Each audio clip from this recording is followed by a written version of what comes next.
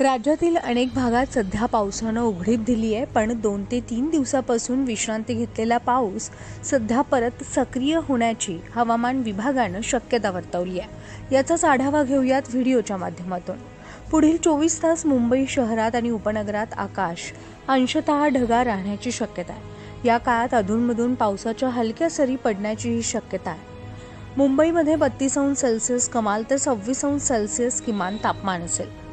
पुणे आणि परिसरात पुढील 4 ते 5 दिवस आकाश सामान्यतः ढगाळ राहून हलक्या स्वरूपाचा पाऊस पडण्याची शक्यता आहे, तर घाट विभागात हलक्या ते मध्यम स्वरूपाचा पाऊस पडण्याची शक्यता आहे। तर पुण्यामध्ये 27°C कमाल तर 20°C किमान तापमान असेल। हवामान विभागानं विदर्भातील नागपूर आणि वर्धा या ठिकाणी पावसाची शक्यता वर्तवली आहे, त्यामुळे या भागातील नागरिकांनी योग्य ती खबरदारी घेण्याचं आवाहन करण्यात येत आहे। पुढील 2 दिवसांमध्ये या भागातील पावसाचा जोर आणखी वाढणार असल्याची माहितीही हवामान विभागानं दिली आहे। नागपूरमध्ये उद्या 30°C कमाल तर 21°C किमान तापमान असेल।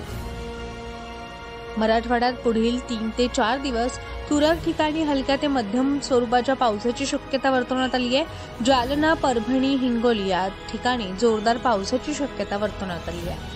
संभाजीनगरमध्ये 32°C कमाल तर 22°C किमान तापमान असेल। गेल्या आठवड्यात अनेक भागात पावसानं उघडीप दिली होती, परंतु आता पाऊस पुन्हा कोसळणार असल्याचा अंदाज व्यक्त करण्यात येतोय। त्यामुळे नागरिकांनी काळजी घेण्याचं आवाहन करण्यात येत आहे।